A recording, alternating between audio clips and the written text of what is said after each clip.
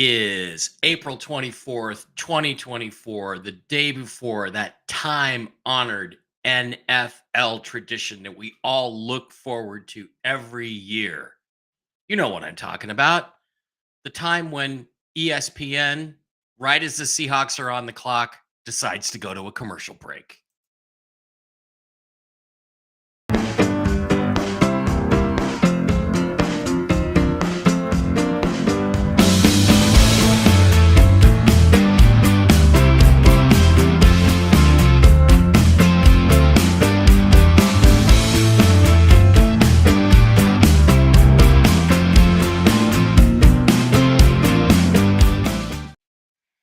Okay, everybody, welcome back. It's great to be with you. Welcome to the Seahawk Boys Fearless and Super Smart NFL channel. It's great to have all 15 or 20 of you here. Now, there's more than that. A lot of people are watching the shows. I appreciate that.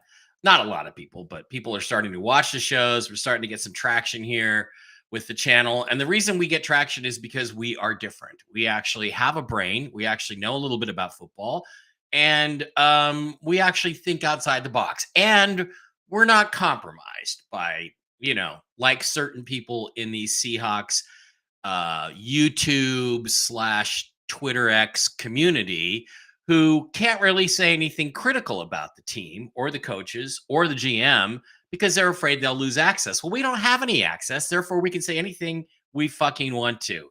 And beyond, at this point, the main thing I would say is Pete Carroll and John Schneider are clowns. They're idiots.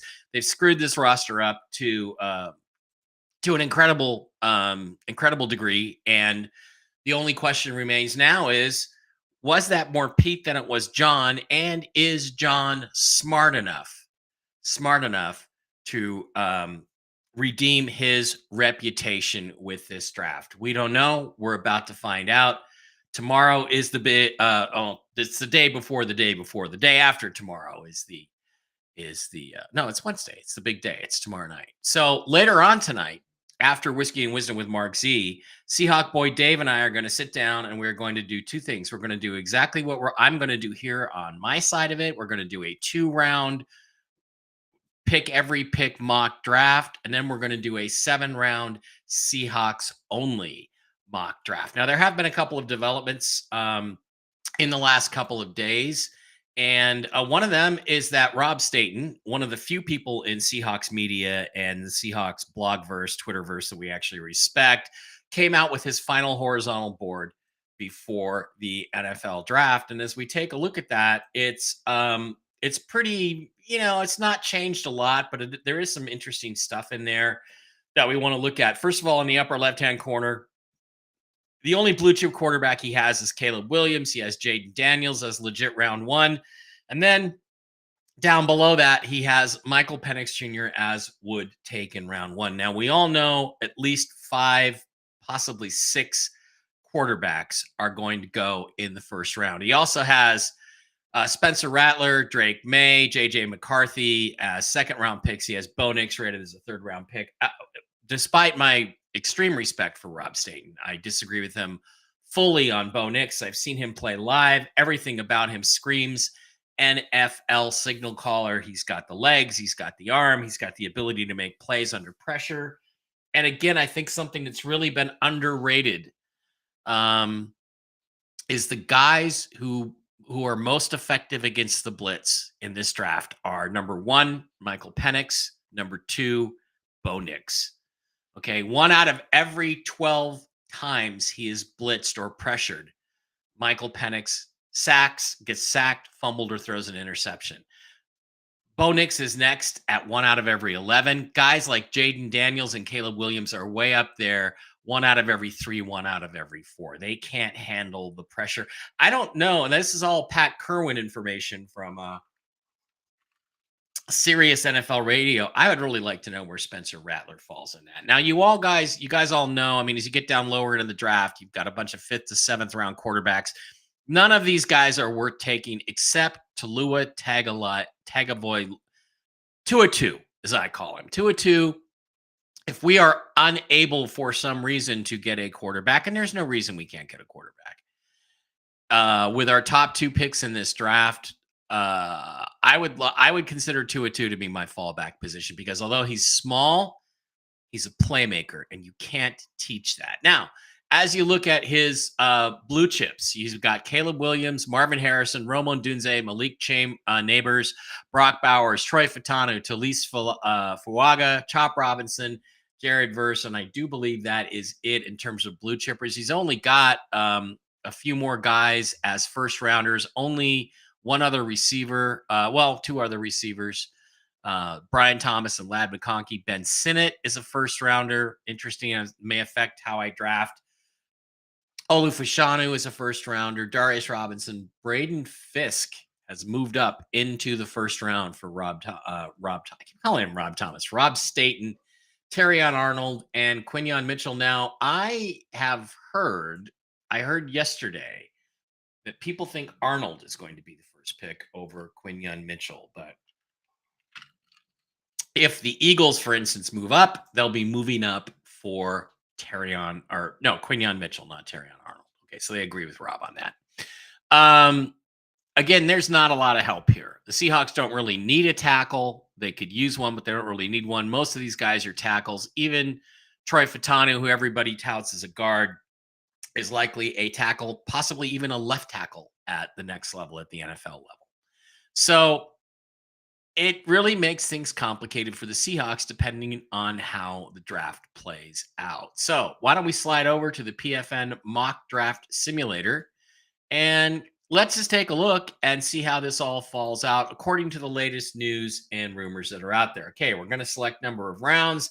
We're going to select 2. We're going to pick for all of the teams, and we're just going to go ahead and get started because, again, speed doesn't matter. So let's enter the solo draft. Now, everybody says it's locked in that Caleb Williams is going number 1 to the Chicago Bears. Okay, we'll do that. I wouldn't do this if I was Chicago. I don't like Caleb Williams. I don't care about how talented he is. I think he's another Cam Newton waiting to happen, which means he'll put up a lot of numbers. He'll win some games, but he doesn't have the heart of a champion. And anybody who paints his nails pink and wears pink lipstick and has a pink iPhone case is a narcissist. He's focused on himself. He's not really interested in being anything but a star quarterback in the NFL and making a lot of money. I don't think that's the heart of a winner. I don't think that's the heart of a champion. And I think while the Bears will be better and they will be contenders and they will win games, I don't see them ever winning a Super Bowl with Caleb Williams. So I would not do this. I would probably try to flip out and do a trade if I could, but the Bears are stuck with him. The Bears are stuck with him because they traded away the first overall pick and didn't take CJ Stroud last year. Now, that brings up the Washington Commanders. I think everything is settled in on the Commanders going Jaden Daniels with the second pick, 1-2. That's where it is. That's what is happening. And, I don't think there's any doubt that those are going to be the first 2 picks tomorrow. Those are the 2 things that are not in doubt. Now things start to get interesting with the third pick because we're into the New England Patriots who really need a quarterback. But they've made a lot of noise about being willing to trade out. Now, when they do that, they're doing that because they're willing to trade out. The question is somebody like the Vikings willing to trade up to number 3 to get Drake May? And the latest is that no, they don't believe in May enough to trade up what it would take to get up to number 3. And what it would take is probably 3 first-round picks plus more. And I don't think the Vikings are going to do that. Now, one possibility is 11, 23, which is their top 2 picks, and Justin Jefferson. Justin Jefferson, they're having a contract dispute. They're not able to pay him. I think Justin Jefferson is the most overrated receiver in the NFL. The reason he's thought of so highly is because he piles up gobs of yards. Well, why did he get all that yardage for the fantasy owners? Why did he get all that yardage? Because he has Kirk Cousins, who's a pretty damn good quarterback, throwing to him. Kirk is a great quarterback when he's not under pressure, not in a big game. In an average regular season game between the 20s, Kirk Cousins is one of the best quarterbacks out there. He fires the ball, and Jefferson gets open and catches that stuff. But Justin Jefferson disappears in the fourth quarter. The Seahawks have played the Vikings twice. since they drafted Justin Jefferson. And I can't remember Jefferson doing a single thing or making any kind of big plays against us, as bad as our defense was. I think he might have had one touchdown where basically we had a blown coverage and he was wide open for a touchdown. But that's all I can remember. The guy is not an impact player. I think DK Metcalf is far more talented a player than Justin Jefferson. So they're now faced because the Detroit Lions just basically gave a huge $127 million deal to Amon-Ra St. Brown. They're now looking at, or $27 million a year, $30 million a year average. They're looking at a gigantic contract to pay out to Justin Jefferson. And honestly, I don't know what the Vikings cap situation is. Let's go check it. Let's go check it while we're talking about it. Let's just go over here. And again, OTC, just have it come into the cap calculator. That's what everybody goes here for, is the cap calculator. And the cap calculator is broken. Okay. They have 16 million in cap space. Deal like that. I don't know what Amon-Ra St. Brown's first year deal is, but they have 16.62 million. If they traded Justin Jefferson, I don't think they save anything under the cap. Well, actually they save if they trade him, they save 19 million under the cap, 19.7 million. Wow. So that's a good deal. Let's go back, and I was going to say, well, no, let's just stick here. Let's just stay here. All right. So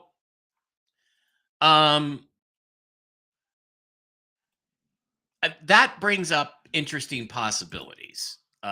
They could get rid of a headache in Justin Jefferson, and they could probably get rid of that, and they would trade these 2 picks, 11 and 23, for number 3, and that might be enough to coax the Patriots down to number 11. So I'll tell you what, since I've been talking about this, let's just do that trade. Let's just propose a trade. Let's go with the Vikings and the Patriots. I know the Patriots. There they are. Let's go with the Vikings and the Patriots. Let's go 11, 23, 108, and let's say Jefferson is the equivalent of the first round pick next year, because next year, a pick a year later is generally regarded as equivalent to the middle of the round. So that would be like the 16th pick next year for New England's number 3. Let's see if they'll accept it. They do accept it. The Vikings jump up to number 3 to take the quarterback they want. But here's the problem. I don't think this is actually going to happen, but I'm going to model it anyway, because the Vikings, from the latest word, is that they don't believe in anybody enough, Drake May or JJ McCarthy, to actually move up and make this trade. They don't believe in anybody enough. They'd rather stick and pick at 11, thinking they're going to get one of the quarterbacks they want there. However, I suspect that is smokescreen. And this way, they've rid themselves of Justin Jefferson's ridiculous contract that they're going to have to give him. And they've only unloaded a few picks. They didn't actually give up next year's first round pick. So they can take Drake May, the quarterback of the future in Minnesota. Now, everybody thinks the Cardinals are going to trade out. But right now, who are they going to trade with? Well, it would have been the Broncos a few days ago. But they're not really desperate for a quarterback right now, because guess what? They, believe it or not, they just signed or traded for Zach Wilson. So I think they're in the drop down and take a quarterback mode. Now, the Cardinals would be interested in trading out here. There seems to be some truth in that, but they're going to demand a ridiculously high price. They're going to demand a ridiculously high price, like 3 first-round picks. I don't see anybody behind them actually doing that. So I think the Cardinals, they also, apparently, they were recently today, there was a report, they're happy just to stick and pick with Marvin Harrison Jr. And again, if you go over to the Arizona Cardinals, if you look over on Tankathon, they've got like 7 picks in the top 104. That's where all the talent is in this draft. It's the top 100 picks. They got 4, 27, 35, 66, 71, 90, 104. They're loaded with picks. They don't need any more picks. I don't think they're going to do anything here except take the elite guy, the guy that fits their number 1 need, which is wide receiver. And I think that's going to be Marvin Harrison Jr. So boom, he goes to the Arizona Cardinals. And, if the Seahawks don't watch it, Cardinals are going to pass them by in this draft in terms of talent levels. So now we come to the Los Angeles Chargers and Jim Harbaugh. Well, I'm sure Jim Harbaugh really likes his quarterback, J.J. McCarthy from Michigan. There is some rumor that the Giants like him. Nobody can decide whether the Giants are going to take a quarterback or not. Nobody really knows if they're going to take a quarterback, but the Chargers also don't have a legit wide receiver on the roster. So now the decision that's going on, that's probably been made today by Harbaugh is, do I want to recreate what I've always done in the past, which is build offensive lines, build defensive lines, get big, emphasize the running game, and have don't have a gunslinger at quarterback, have a guy who can just get the job done, like he did with JJ McCarthy at Michigan. If he wants to do that, fine, but this is the NFL. And he may recognize, hey, guess what? You know what? I think that I think that in the NFL these days, I have to score 30 points a game to win.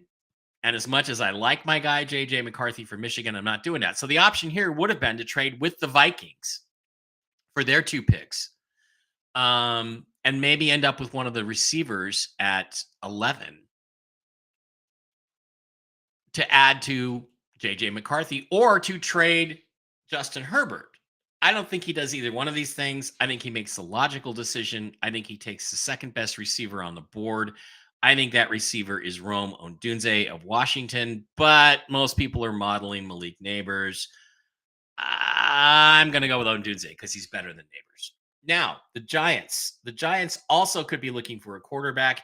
Here's the thing that they are definitely doing. They are definitely looking at the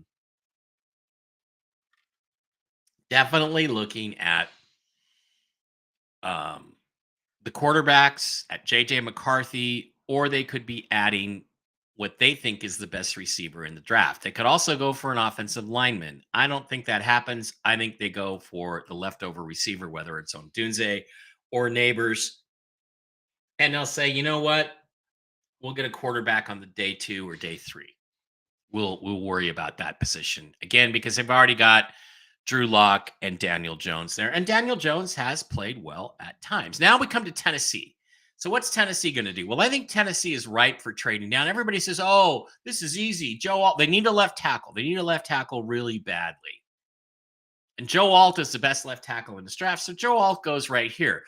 They do need a left tackle. They also have a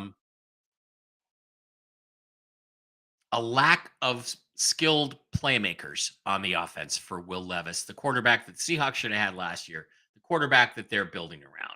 So do they sit and pick and just take the obvious guy that everybody has mocked to them, or do they think about doing something else? Well, I believe they think about doing something else. And that something else is,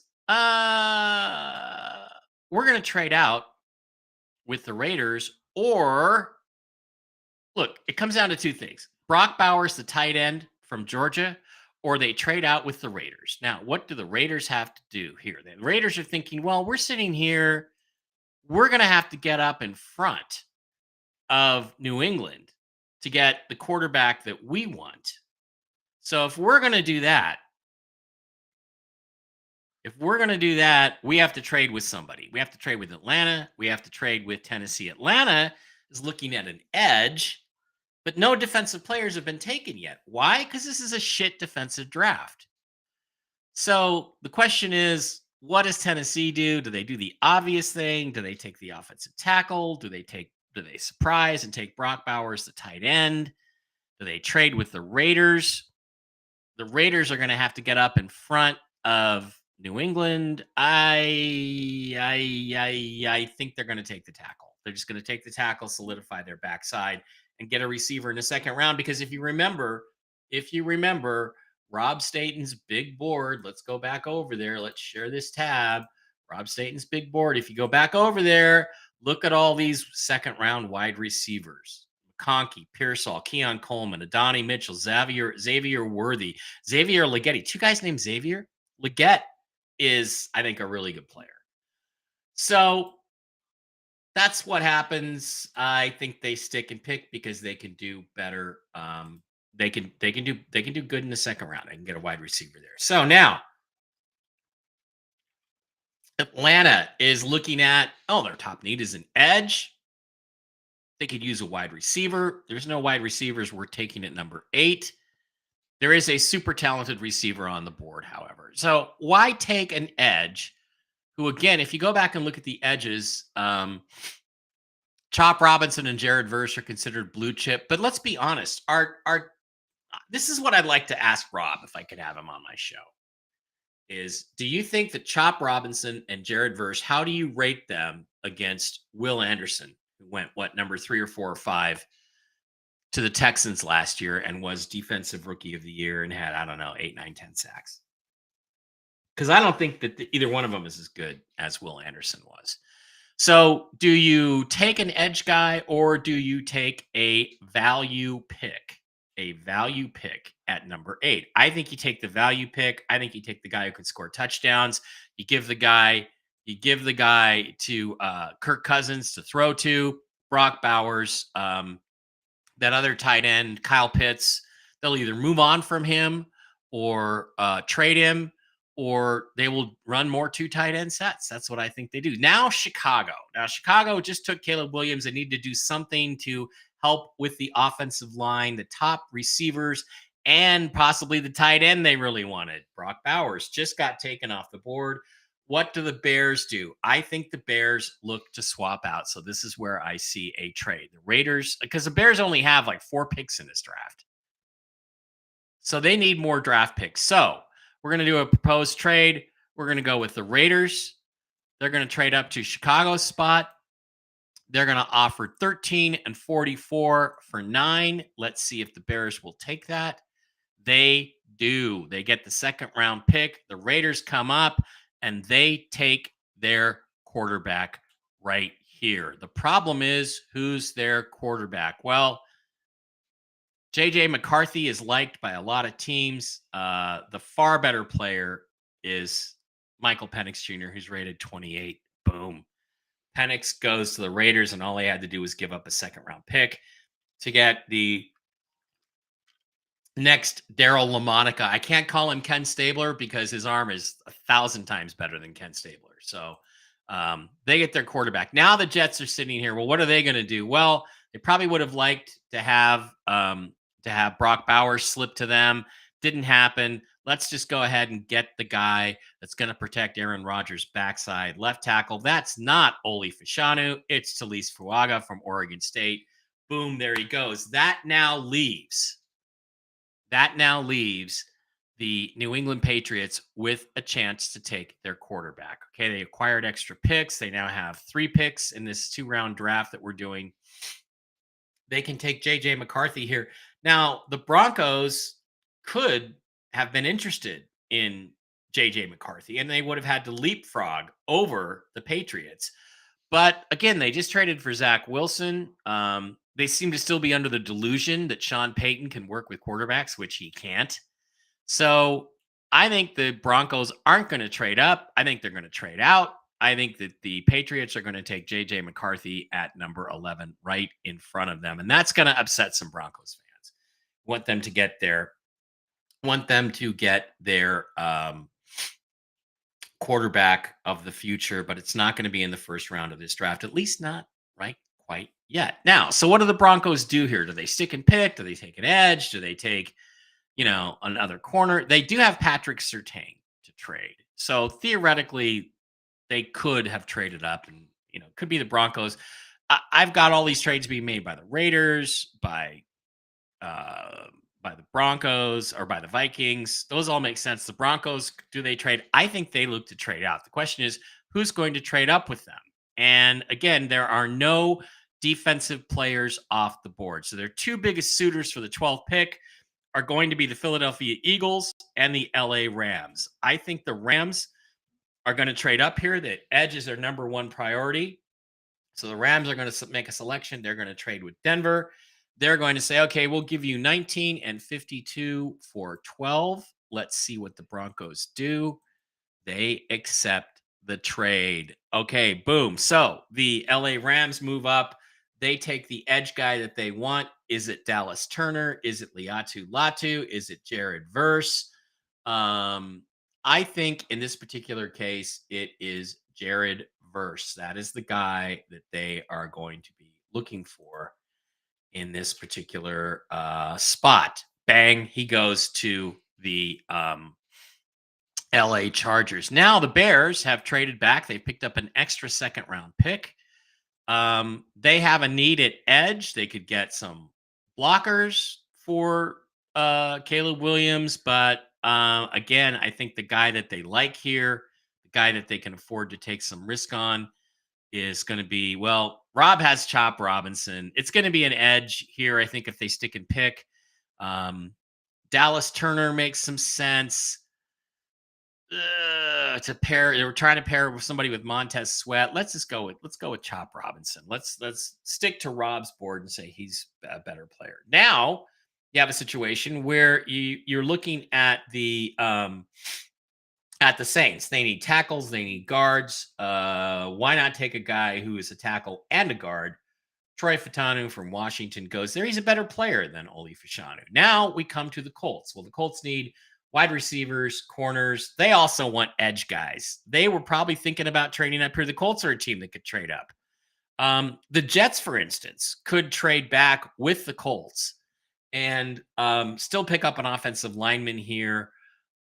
And the Colts could get the edge guy that they want. But the truth is, they stick, they pick, they end up with Dallas Turner as the edge. So 2 edges out of 3.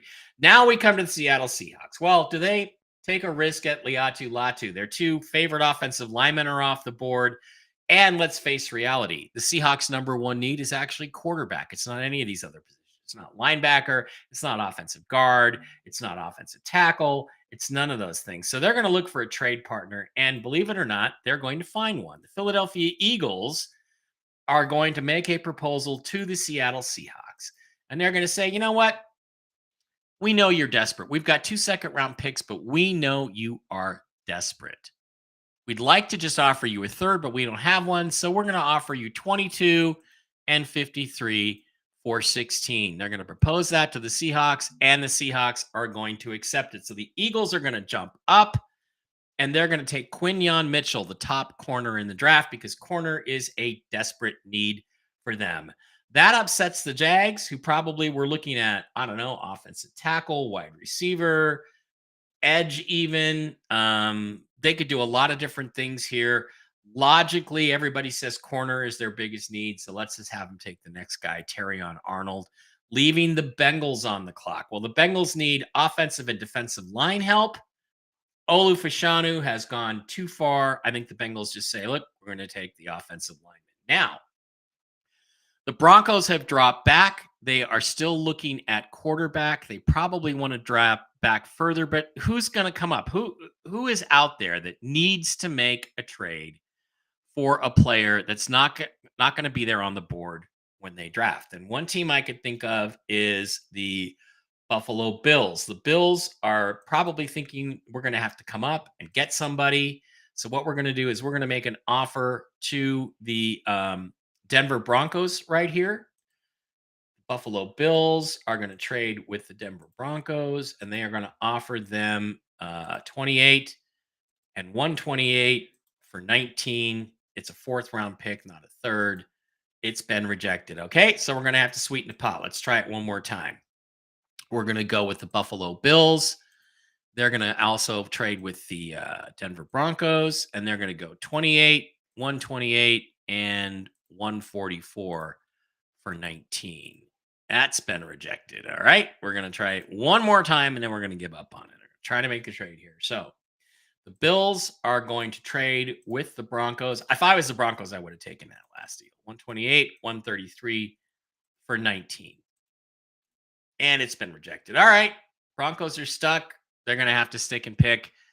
Why would they stay here? Well, they would stay here because they are going to take the guy that they want at this point. It's a quarterback. His name is Bo Nix. He's from Oregon. He fits the Sean Payton system. Now, I know Rob has Bo Nix as a third round pick. He's not. He's a first round pick. He has everything you could want in a quarterback, and that pressure against the blitz thing. I just, again, teams aren't going to wait on quarterbacks. They're not going to mess around. They're just going to stick and pick. They didn't like those offers they got from the Bills, so they're going to stay there. All right. The Pittsburgh Steelers probably did not expect Laiatu Latu to be here. He's a great player. He's got lots of talent. But what they really need is help on the offensive line. They're going to take Amarius Mims from Georgia, who's a terrific player. That leaves J.C. Latham, the last of the real first round offensive tackles. Let me look at the first round offensive tackles. Yeah. Tanu, Fuaga, Mims, Alt, Latham, and Tyler Guyton and Oli Fashanu are first round tackles as far as Rob Staten is concerned, which, again, I have a great deal of respect for. Now, this brings up the Seattle Seahawks. So the Buffalo Bills are sighing a sigh of relief. Everybody in Seattle right now is buzzing. Laiatu Latu, he's got ties. You know, people in Seattle are such rubes. They love that. Oh, he played at the University of Washington. He's from Seattle. Oh, let's go get the Seattle guy. That's so awesome. Yada, yada, yada, blah, blah, blah, blah, blah. That's crap. Latu has a bad injury history, and these are not like ACLs like Michael Penix, who you can recover from. This is a serious neck injury, so I think taking a risk on him at 22 isn't great. Not a great idea. The New England Patriots here are lurking at 2023, probably looking for a wide receiver because, after all, they got JJ McCarthy with their first pick. Now they're going to want to give him a wide receiver. Guess who knows that? The Buffalo Bills. So now the Bills are going to come back and they're going to try to trade with the Seahawks. So the Bills are going to say, we're going to trade with Seattle for this spot at 22. We're going to give you 28, 128, and 133 for 22. And it's been rejected. It just doesn't seem to want to do that. Try it again. Buffalo next, Seattle next. We'll keep doing it. 28, 128, 144. I don't want to give up 60. It's been rejected. All right, so we're gonna have to go. Maybe it's the sequence. Usually it's the outside team. Oh, let's try it one more time. We'll try the Bills with the Seahawks. We'll go 28 and 60 for 22. That trade's been accepted. Okay, they had to give up 60. That's fine. Seahawks now have 2 second-round picks. They're up here to take Brian Thomas Jr., the wide receiver. That's the guy they want. He's going to replace Stephon Diggs, and it's going to break the hearts of the New England Patriots. Or is it? Well, yeah, the Patriots could reach here and take a wide receiver, but if you look, they still got to pick at 34 where they can get a wide receiver. I think they're in best player available mode. They probably can't believe Byron Murphy, who was supposed to be a top 10 pick, is here. They're just going to take him and go with it. Next, we have the Dallas Cowboys. They need offensive line help. I think Tyler Guyton makes a lot of sense for them. Same thing with the Packers. They're looking for offensive line help. A lot of it is off the board. They could also use linebackers. They can get that in the second round. I think Jordan Morgan of Arizona is a guy that rates first round consideration. And I think, Rob has him high in the second. But oh well, they go with Jordan Morgan. And again, I'm just trying to fill in spots here. Now comes Tampa. They're picking 26. It's less of a risk. Laiatu Latu, he fits their need perfectly. He's so much more talented as an edge guy than those other players. Now we look back at the Arizona Cardinals come back. There are a lot of good players out here. They got the wide receiver, and they need a defensive tackle, a cornerback, an edge, an offensive guard. They have multiple picks. Do they take the number 3 corner on their list, or do they take somebody who's better than that? Let's go look over at corners. I think that The corners here are all second round guys. Do you reach for a need? Here's the thing. If they don't reach to fill a need, is there anybody who's just obviously there that fits another one of their needs? And I guess the only guy is Johnny Newton. So boom, he goes right there. Now, the Seahawks are on the board. The trade offers have dried up. They've gone as far as they can go. What do they do at this point? You can go for none of these guys excites me. None of them. Tyler Nubin, no. Lad McConkey, no. Zach Frazier, no. Jackson Powers Johnson, give me a break. Cooper DeJean, some of the idiots like Hawk Blogger and Seahawks retard Nelson. Oh yeah, Cooper DeJean. They don't need Cooper DeJean. They have 5 safeties on the roster, 2 of which are on 1-year deals, but they can always sign them to 1-year deals again next year, or they can sign other guys to 1-year deals. You've dropped a couple times. You've gotten lucky in the trades. You've been able to pick up, 2 second-round picks out of these trades. I think you're very lucky to have been able to do that. And you're not going to screw around. John Schneider is going to redeem all of those terrible drafts for the last 10 years, and he's going to fill the need he should have filled a couple years ago. He should have tried to fill again last year. He's finally going to take the quarterback that's got first round talent. I don't care about this 104. I don't care what these people think about him. I've seen him play. I've listened to people who know football, who've played at the NFL level, like RG3, the former number 2 overall pick in the draft. Spencer Rattler is not only going to be a legitimate pro quarterback, he is a legitimate first round pick. He goes to the Seahawks, and they still get to make their big splash and surprise everybody. That pick is fine. They'll be it. This is a dangerous game to play. 16 to 22 is bad enough. Playing out 22 to 28, it's a dangerous game because somebody could that wants the last viable first round talent quarterback in this draft could leapfrog them and go get them. So that's a major issue. So the Lions are up. What do the Lions do? Well, they could use a corner. There's several available. They could use some good defensive backs. They could also use an edge. The problem is there's just all the edge guys are gone. I think I do not rate Cooper DeJean here. I do not rate him at 25. Rob has him in the 3rd round. But I think other teams might rate him higher, or there's this pressure. No, they're going to take Nate Wiggins. They take the corner from Clemson. Now we come to the Baltimore Ravens. They could have traded up. They decided not to. They instead take Xavier Worthy, who had the fastest 4.21 40. I think Xavier Worthy goes to the Ravens. The 49ers. Now they're going to probably trade Brandon Ayuk either today or on the clock. And they're going to need a wide receiver to replace him. I say they settle in on a Donnie Mitchell and take him.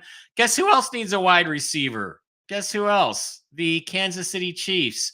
They're taking the next guy, Keon Coleman. Boom, boom, boom on the wide receivers, the last few picks. Now we come to the Carolina Panthers, the first pick in the 2nd round. I think they've got to be reasonably happy. They invested a lot in their interior offensive line to try to help their quarterback Bryce Young. They could use some guys to block for him. They could use a lot of things. One thing they don't have is they don't have a center and they don't have a wide receiver. Jackson Powers Johnson has got to be very tempting right here, but I think they take Lad McConkey, who some people, including Rob, have rated as a first-round pick, a viable first-round pick. Again, I don't see it that way, but they take him to have a good, solid, a receiver, a safety valve that Bryce Young can always rely on. Now we come back to the New England Patriots. They probably thought they were going to get a wide receiver here at number 34. I don't know that they really can or that they really will. They need defensive backs. I think they take Cooper DeJean right there. Now, the Cardinals, they got a wide receiver. They got a defensive tackle. Let's go get him a corner. Let's just take Kool-Aid McKinstry off the board right there.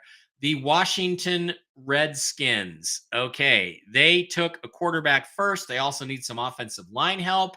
Offensive tackle is listed as one of their bigger needs here. I just want to look at the tackles a little bit.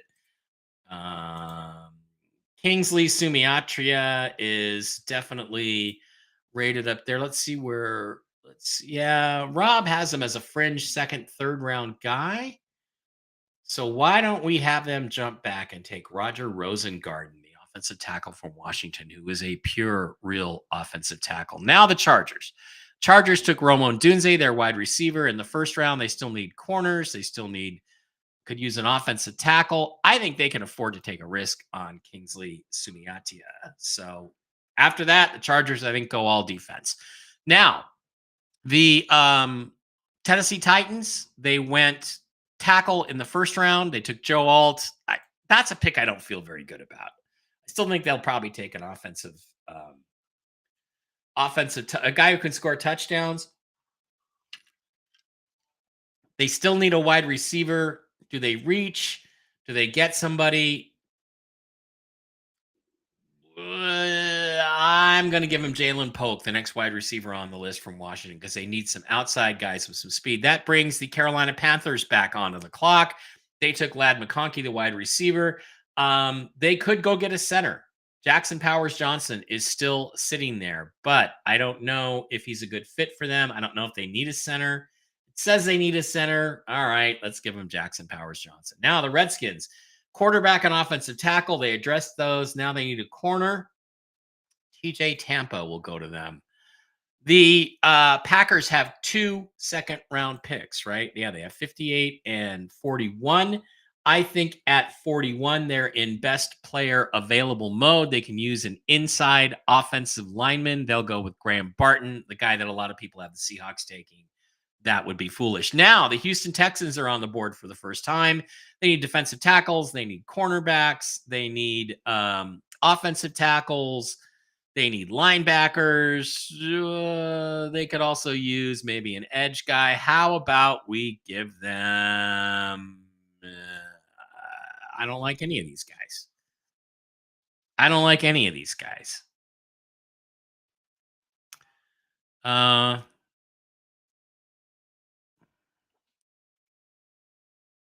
go with Edgerrin Cooper, the linebacker. Texas local product. Linebackers on their list will go there. Falcons. The Falcons took Brock Bowers. Now they're looking for an edge. The best edge left is Idezia Isaac. The Bears, quarterback and edge, their first 2 picks. Now it's time to get some help inside for the blocking for Caleb Williams. Do you take Christian Haynes or do you take Zach Frazier, the offensive center, because you truly need a center? Or do you take Haynes and want to convert him to a center?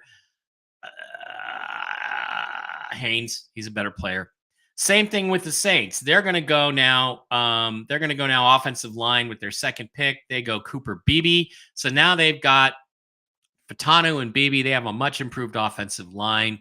The Colts, they needed wide receivers, cornerbacks, edge. Are there any wide receivers we're taking here? Yeah. Xavier Legette, the big fast receiver out of South Carolina, caught passes from Spencer Rattler, can go there. The Giants, they took a wide receiver with the first pick. Now they're on the board. They need corners. They need running backs. They need offensive tackles. How about we give them the first running back in the draft, Troy Benson from Florida State? The Jags took a corner in the first round. They also need wide receivers. The wide receivers are going fast, so they're going to pivot to defensive tackle. They take Rook Orohoro. The Bengals probably would have liked to have taken Rook Orohoro, but they also need wide receivers, offensive tackles. I don't think there's any real second-round tackles here except Patrick Paul, so they swing over there. Now we come back to the Eagles. The Eagles traded up to get Quinyon Mitchell, the corner. Their other big need is linebacker. Let's go over to the linebackers. I think they can afford, because they have multiple picks, to take a risk on Peyton Wilson, but I don't think they do. I think they take Cedric Gray. I understand that they love him. Love him. Now the Steelers, they went offensive tackle in the first round. They come back. They need a center. They need a corner. They need wide receivers. Who do they go with here? Somebody to help. Maybe Russell Wilson a little bit, or whoever's going to be the next quarterback, whether it's going to be Justin Fields. They take Zach Frazier, the center. The Broncos got Bo Nix in the first round. They could use a defensive tackle here. They also could use some guys that could rush the passer. They could use a wide receiver. Do they reach? No, I think they go with Ben Sinnott, the next best tight end, and a guy who has star quality written all over him. He goes there. Now the Seahawks are sitting at 53. They probably would have taken Sinnott, but they already risked a lot and took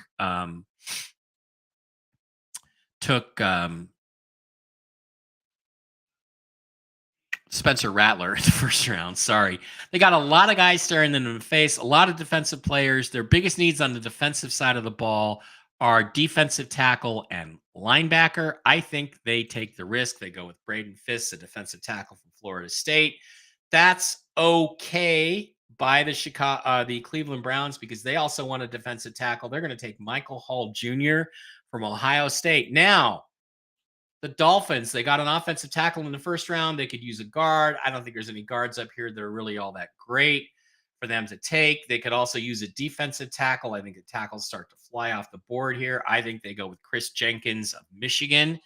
Now, the Dallas Cowboys, they got their offensive tackle in the first round. They could also use a center. There are no centers to take here. There's no really inside players. They could use a linebacker. And I think they take a risk. Peyton Wilson is the guy with an injury history, but they like to go for those guys. They take risks on them. You know, Leighton Vander Esch, Kyle Van Noy. Those are guys that they're going to take risks on. Tampa Bay, they went edge in the first round. They also need to get some help for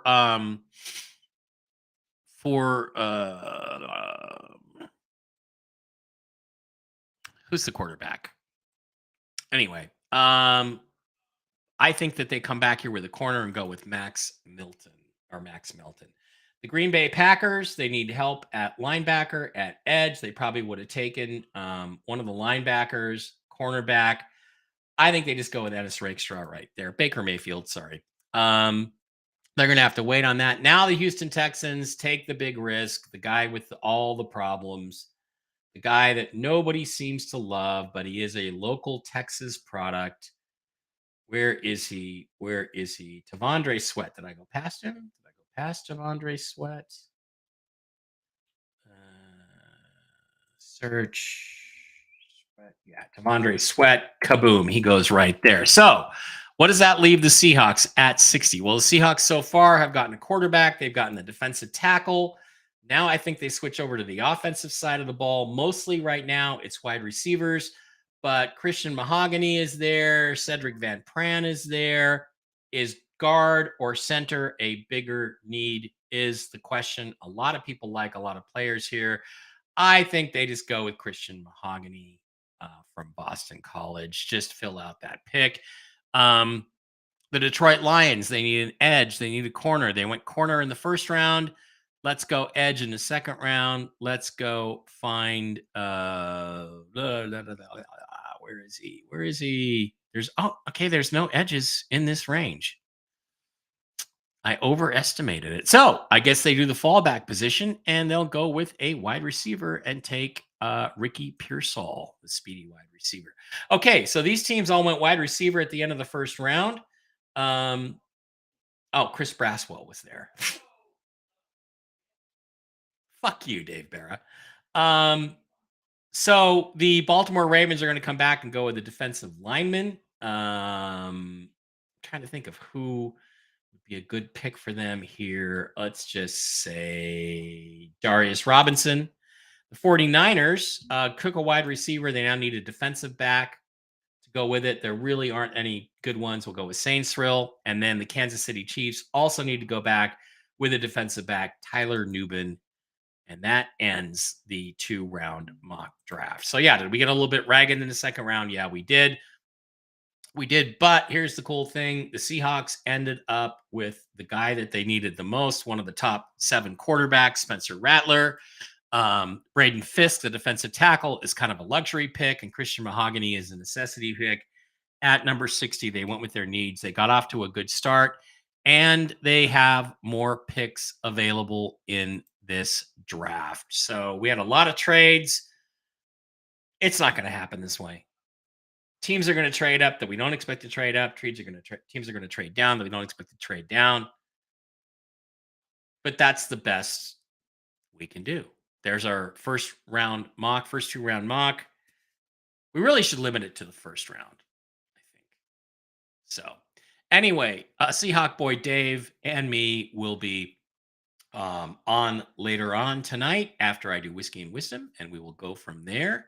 Baker Mayfield, senior moment. All right, everybody, you have a good time. You enjoy your day today. Keep your eye on the rumors and be back here, I guess, tomorrow. I don't know what we'll do tomorrow in terms of coverage or anything. Probably, I'm going to be out at a bar watching the draft because knowing the Seahawks, I'm going to be needing to drink. They're going to probably pass on Penix, Nix, and Rattler to take some fucking, guy who can't pass rush. That's my guess as to what really happens. So we'll be there, and probably want to do a stream afterwards just to criticize the pick, unless they are smart and do what I want them to do, which is take a quarterback. Anyway, see you tomorrow. Love you guys. I'll switch the audience. It automatically defaults for some reason in my software to made for kids, which means you can't comment. So I'm going to go switch that as soon as we're done. Like, subscribe, get over to the Seahawk Boys Fearless and Stupid NFL channel and subscribe to that. And also the blog, the Seahawk Boys blog. Love you guys. Thanks for being here. Thanks for putting up with me. Talk to you later. Let's hope they do the right thing tomorrow.